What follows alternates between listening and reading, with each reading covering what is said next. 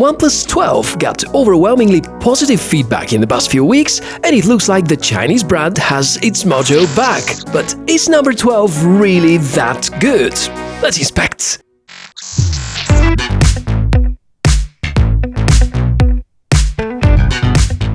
Hey guys and girls, great to meet you. I'm Michael the TechMishka, and well, it's been more than 2 years since the last time I've had a OnePlus device as a daily driver. So it's really good to be back in the family with Generation 12, such a plain name.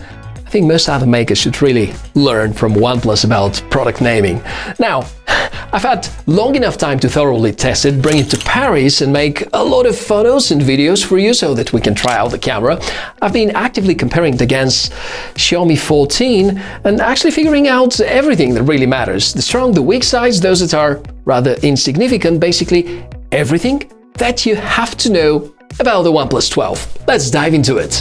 OnePlus know how to make flagships. Furthermore, they know well how to make great flagships, with a few tiny exceptions. Having to pay $800 means that this is no longer a flagship killer. It is yet another expensive smartphone from China with awesome sounding specs. I think the European price is way too high, and this triggered my idea to import it from China, with the only difference being the lack of eSIM and the risk that it may get eventually blocked, because this is what OnePlus like to do in order to keep people like me away from doing so. This is why here the unboxing could be slightly different to what you may get. No, not the box, because it is similar everywhere. It's about the content on the inside. The Chinese version comes with a protective case, a black silicone one, which is pretty awesome. Inside, there's also a wall charger, the signature red cable, and some papers, which in my case I can only read through Google Lens. The fact that there's also a pre-installed screen protector immediately helps the phone to score another few positive points. And you know what? I've missed you a lot, my dear old friend. Every Android smartphone should have this kind of alert slider. The design of the phone looks cool. Well, I personally am not a fan of this geometry and the camera enclosure on the back, but the material on the back cover very much reminds of the silk white finish of OnePlus One. Speaking of iconic textures, I had to get one of these. Yeah, a real fanboy stuff. If only they made sandstone black t-shirts, that was about to be cool. As for the specs, many people would say that although OnePlus keep the name very plain, this phone has ultra flagship specifications, meaning that we may try to put it up against S24 Ultra and similar, or maybe not. And before we put all of these specs on the spotlight, let me give a big shout out to today's video sponsor, GVM. I've used the SD300B Pro for making some of the OnePlus 12 shots in this video. It's a professional-grade studio lighting with CRI more than 97%, stepless dimming, power of more than 300 watts, and conveniently controlled by a smartphone app. Should you need studio lights, camera sliders, teleprompters and accessories for improving your studio setup, gvmled.com is the right place to go, and check more information about it in the video description area. Now back to our research. For OnePlus 12, I'd rather pick the unique features, or at least these, that are better than Samsung and Google's top devices. The display is supposed to be among the brightest you've ever seen. The cooling surface is unusually large. The camera utilizes the successful setup from OnePlus Fold. We mentioned the alert slider. The battery recharges quicker than most other flagships out there, and the software remains lightweight, functional, very customizable. It's called Oxygen OS and is based on Android 14 at launch. Nothing surprising, because as expected, this is a true flagship, and many people say that we're supposed to compare the OnePlus 12 against Galaxy S24 Ultra and similar. Whether that really is the case, I'm still not that convinced, but the build quality is remarkable, and oh yeah, that's my favorite case. The Sandstone Black, it's iconic if you have never seen OnePlus One. Google for that. In a matter of fact, the backside very much reminds me of the silk white edition of OnePlus One, which also has been quite remarkable. Fantastic overall setup. I'm a little bit concerned about this curved glass, but actually OnePlus make a lot of noise about the specifications of the display, and it is really an exceptional one. In terms of hardware, I don't have to comment that much because, as usual, they offer splendid performance excellent cooling. We have the traditionally quick battery charging, this time up to 100 watts. Well, it's going to be around 80 if you're using the phone in the US. And despite the fact some people claim it's kind of dangerous to charge batteries with such a high wattage, well, the fact is that inside we have a dual cell setup, meaning that each one of these cells is getting a lot less in reality, and that shouldn't be harmful at all. I mean, I've had a OnePlus smartphone for quite many years and never noticed battery degradation, although this has been my daily driver.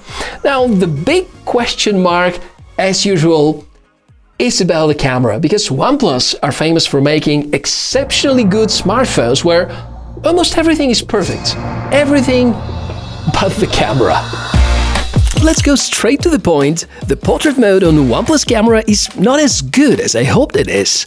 Where Google Pixel or Samsung Galaxy are going to provide crystal clear snaps, OnePlus 12 will struggle with the processing in low light and offer good to mediocre photos. Well, pardon my native Bulgarian impatience to show you the weaknesses first, because with this camera there are just a few. Daytime photos, on the other hand, are brilliant, and honestly, I loved the Hasselblad color science.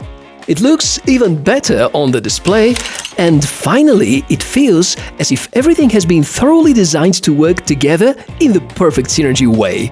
The ultra-wide camera is also fantastic, maybe only the low light snaps are a bit off. But even with videos, even with just digital stabilization, it feels alright. A much higher rating I would give to the 3x zoom camera. No, it's not a 5x zoom setup as deployed with the latest Samsung and Apple flagships, but yeah, totally rocks, and the optical stabilization is quite excellent. Not only the hardware is good, but OnePlus bring you a whole lot of software improvements. I've seen complaints about the camera app functions and honestly couldn't find many reasons from consumer standpoint to go to another solution. It's true, there ain't be the awesome Samsung photo editor. You wouldn't find the video software by Xiaomi either. No 24 frames per second professional video mode and stuff, but 10-bit photos, video with resolution of up to 8K, even tilt, shift and text scanning features are present, so it is not yet Google Pixel or Galaxy S24 Ultra great, but getting closer. Much closer than what any other previous OnePlus flagship has ever been. The rest of the hardware is according to the high standards set by OnePlus themselves, among the fastest in its class wired charging. You have to use the OnePlus proprietary cable and wall charger though.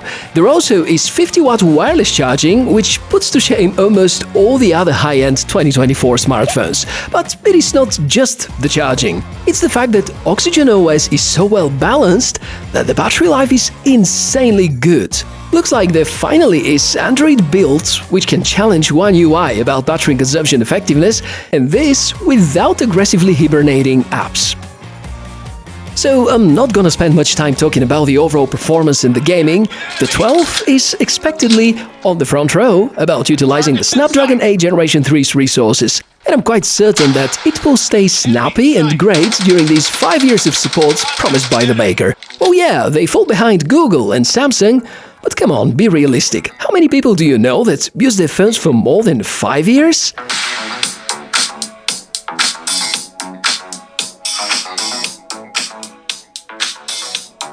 So yeah, I was quite curious about the software.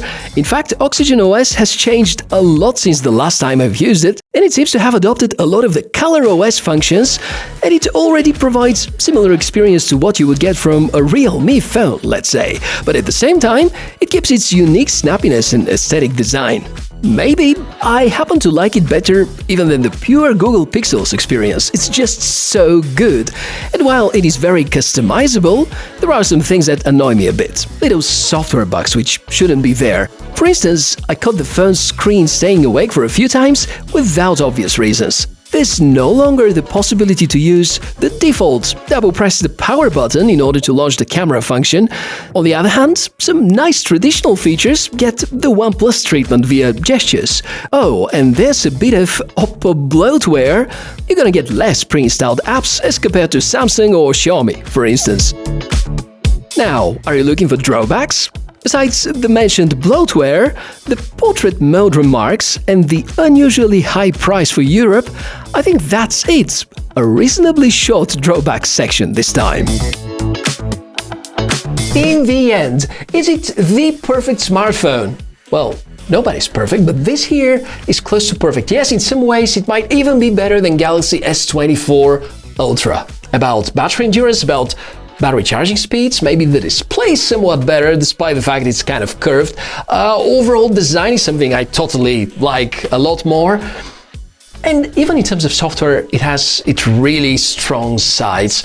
Well, it certainly lacks consistency, especially about the camera, because in certain situations it would offer to you the ultimately great camera experience, but sometimes, depending on lighting conditions, it might disappoint you a little bit. And I think the whole secret is somewhere within the software, because in terms of hardware, this is supposed to be one of the best camera setups of 2024.